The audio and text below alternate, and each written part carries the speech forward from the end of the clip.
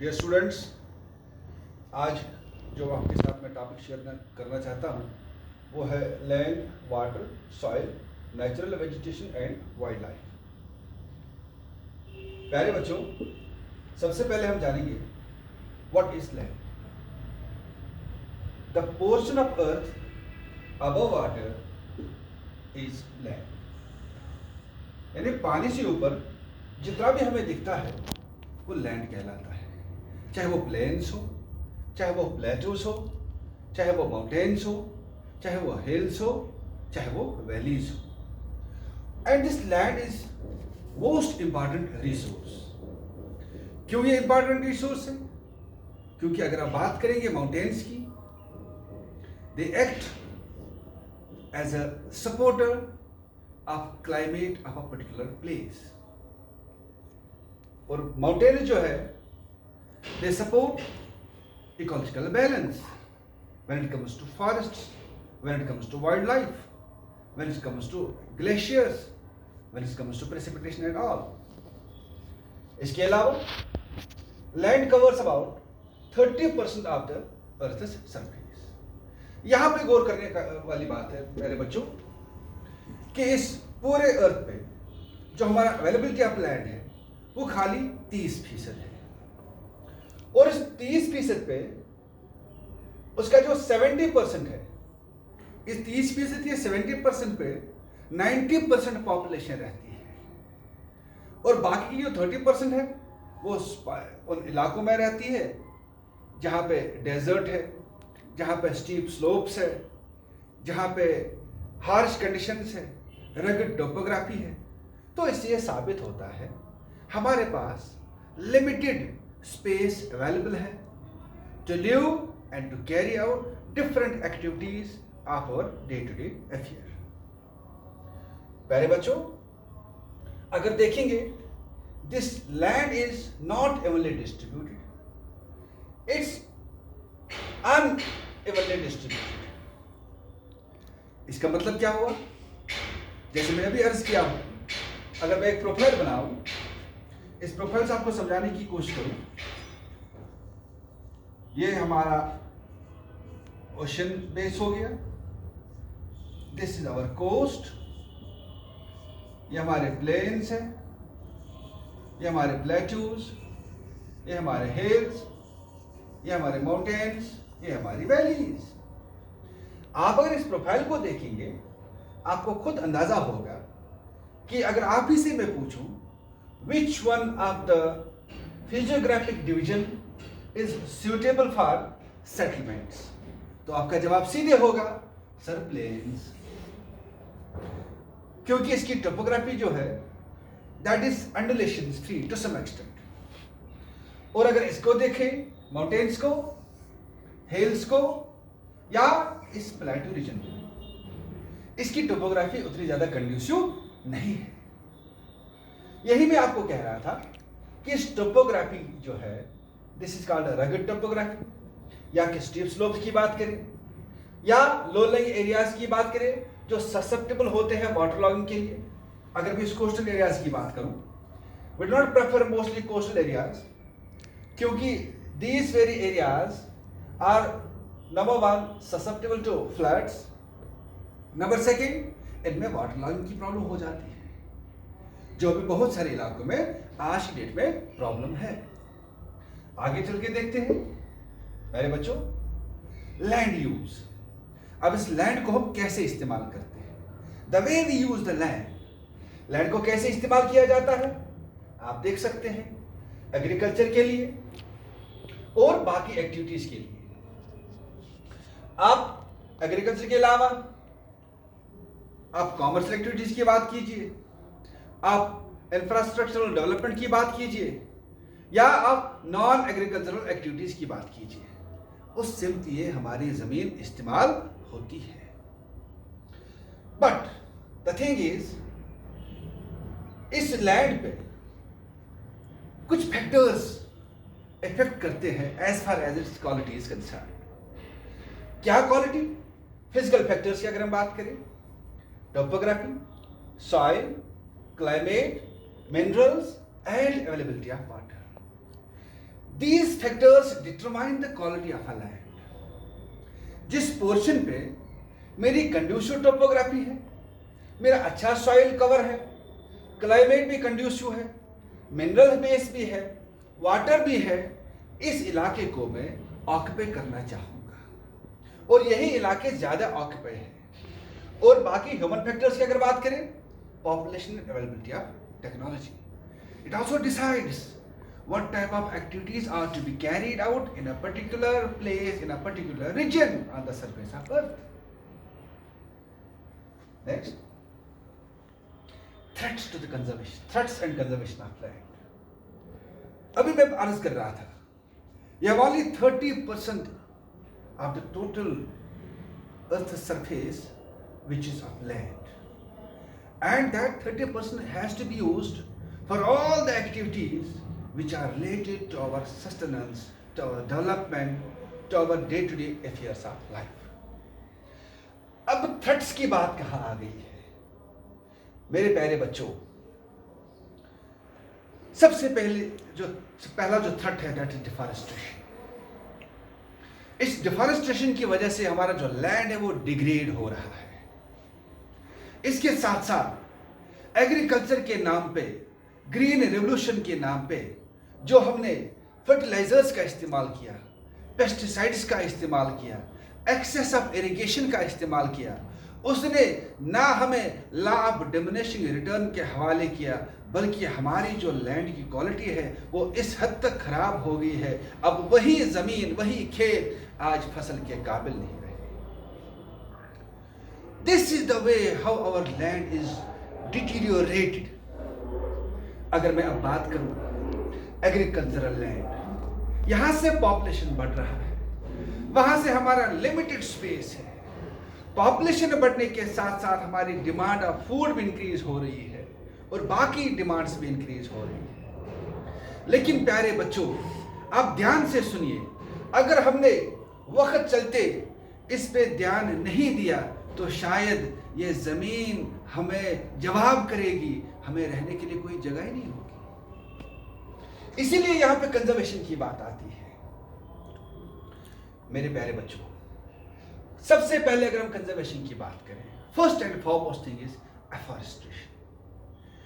आप प्यारे बच्चों ये समझेंगे कि सर क्यों इतना स्ट्रेस कर रहे हैं एफॉरेस्टेशन डिफॉरेस्टेशन, क्योंकि मैं आपको बताना चाहूं इस एफॉरेस्टेशन के साथ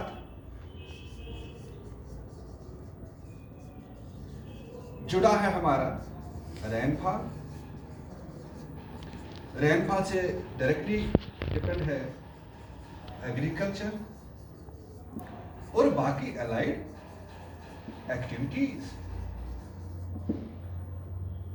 यहां पे आपको बताऊं, जब एफॉरेस्टेशन होगा सबसे पहले हमारी जमीन जो है वो धुलने से बचेगी, जिसको हम कहते हैं डेजर्टिफिकेशन से हमारी जमीन महफूज रहेगी, यानी लैंड हमारे डिग्रेड नहीं होगा।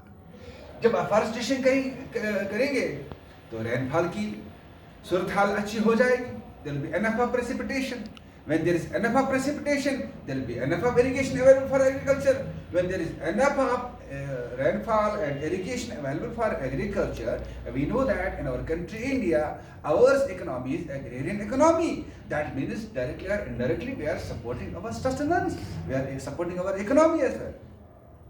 तो मेरे प्यारे बच्चों, लैंड रिक्लेमेशन, अभी हमारे पास टेक्नोलॉजी है।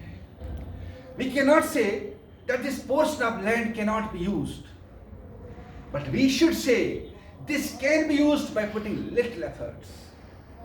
हमने खुद लैंड को कैटेगराइज किया है, arable land, wasteland, land not available for cultivation, land that cannot be cultivated. मैं आपकी इंफॉर्मेशन के लिए बता दूं, अभी हम जैसलमेर राजस्थान की अगर बात करें, इंदिरा गांधी कैनाल की वजह से हमने बहुत सारा एरिया वहां का कल्टिवेट किया, that's a desert. The only thing is हमने टेक्नोलॉजी का इस्तेमाल करके, हमने इंटरबेसन ट्रांसफर करके उस इलाके तक इरिगेशन पहुंचाया और आज हम इस काबिल हैं कि वहां पे एग्रीकल्चर हो रहा है। This is how we can do things with the use of technology. साथ ही साथ हमें केमिकल फर्टिलाइजर्स को रिप्लेस करना होगा विद ऑर्गेनिक वंस। तो मैं बार बार ये अर्ज करता हूं, our All activities should be eco-friendly. Same is the case with our reclamation of land, or to enhance या to lessen the burden of degradation of the land. हमारा एक बहुत बड़ा इशू है, that is solid waste management. That is direct bearing with the degradation of land. अगर उसको properly हम manage करें तो बहुत हद तक हम अपने इस बेहतरीन असासे को बचा सकते हैं डिग्रेड होने से, डिमोनिश होने से, डिटीरिएट होने से, और हम इससे बहुत सारे तवक्कात रख सकते हैं कि हमें इससे बेनिफिट मिले। इसके साथ साथ हम जानते हैं पूरा north India including our Jammu and Kashmir, ours is a hilly region. Hilly region में ये पॉसिबिलिटी है कि जमीन खिसकेगी बारिश की वजह से, बर्फबारी की वजह से, या मिसयूज इम्प्रॉपर प्लानिंग की वजह से। उस जमीन के खिसकने को, नीचे आने को, डाउन द स्लोप, उसको कहते हैं land sliding. And this land sliding is the biggest threat right now. It's now considered a disaster. अगर इसको भी हम चेक करना चाहते हैं तो क्या करें? सबसे पहले हमें मिटिगेशन मेजर्स पे ध्यान देना होगा। वो कैसे किया जा सकता है? हमें उन एरियाज को लोकेट करना होगा जिन एरियाज का हमें पता है कि these are prone to landslides. तो अगर हम चाहते हैं कि loss of life and property को रिड्यूस करें तो हमें इन जगहों को न सेटलमेंट के लिए न किसी और एक्टिविटी के लिए इस्तेमाल करना होगा। It's very simple. अब दूसरी बात, अब अगर हमारे रोड्स जो है, मैं पहले अर्ज कर चुका हूं, हम हिली रीजन में रहते हैं, हमारे रोड्स अलोंग हिल्स बनेंगे, तो वहां पे हम क्या कर सकते हैं? इस लैंड स्लाइडिंग को कम करने के लिए हम रिटेंशन वॉल्स का इस्तेमाल कर सकते हैं। उससे हमारी जमीन खिसकने से बचेगी। साथ ही साथ अगर हम उन इलाकों में, उन स्लोप्स पे एफॉरेस्ट्रेशन करेंगे, ये नेचुरल रिटेंशन होगा उस टाइम, क्योंकि जो जड़ें हैं दरख्तों की वो मजबूती से जमीन को पकड़ेंगे, वो उसको न दुलने देंगे न खिसकने देंगे, और साथ ही साथ हम अपने डायरेक्ट इकोलॉजिकल बैलेंस को मेंटेन रखने में मददगार साबित हो सकते हैं। इसके साथ साथ surface drainage control. What is the surface drainage control? The portion of precipitation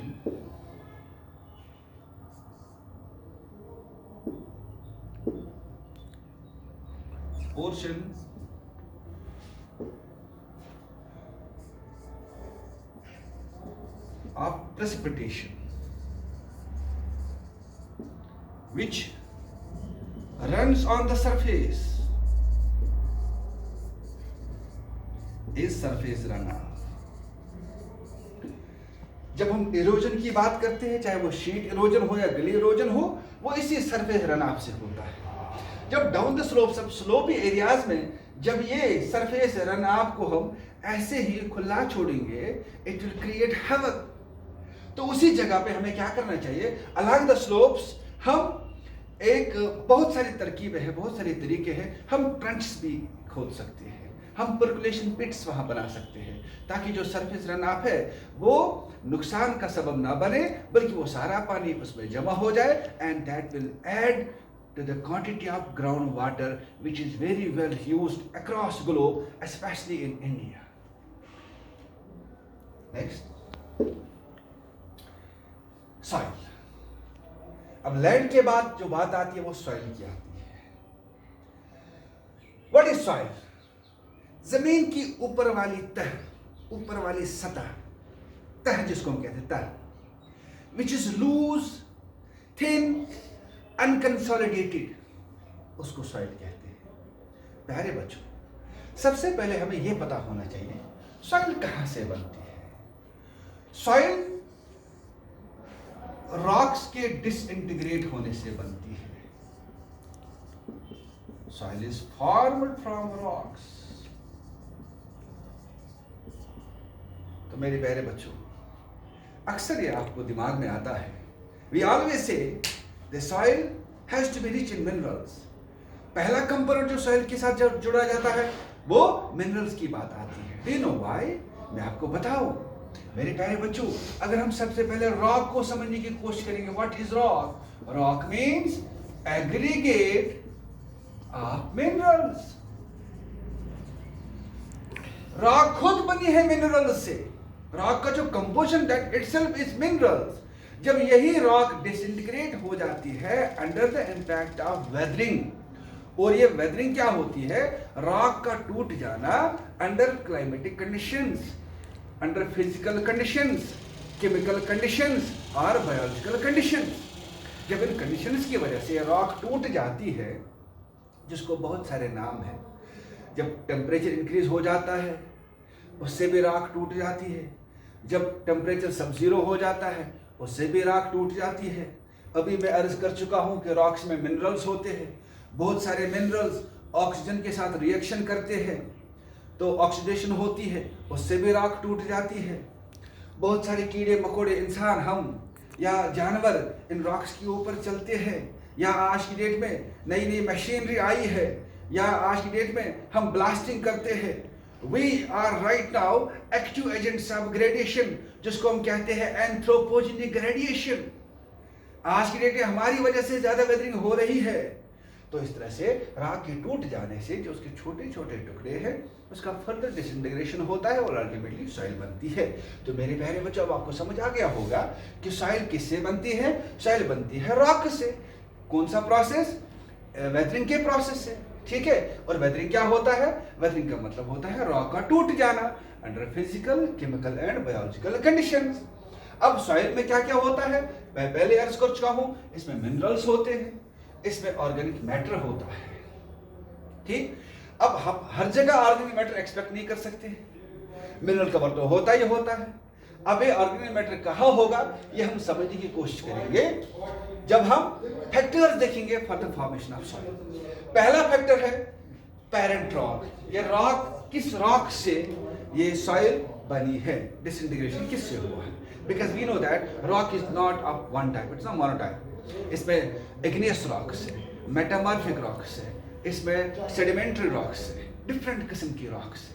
rocks का अलग टेक्सचर, अलग कंपोजिशन, अलग उनका कलर होता है। तो जिस पेरेंट रॉक से ये डिसइंटीग्रेशन हुआ है उसी नेचर की सॉइल आपको मिलेगी। इसके साथ साथ क्लाइमेटिक फैक्टर्स, अभी मैं अर्ज कर चुका हूं, climate plays an important role in the formation of soil as far as weathering and disintegration of rocks is concern.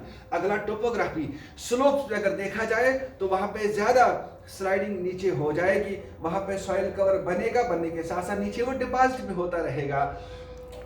और ऑर्गेनिक मैटर मटेरियल जो इसमें हम ऐड करते हो टाइम टेकन, कितना वक्त लगा है। हम देखते हैं कि सॉइल में भी ग्रेडिंग होती है, लोमी सॉइल होती है, क्लेई सॉइल होती है, सैंडी सॉइल होती है, यानी ग्रेन साइज इसका वेरी करता है।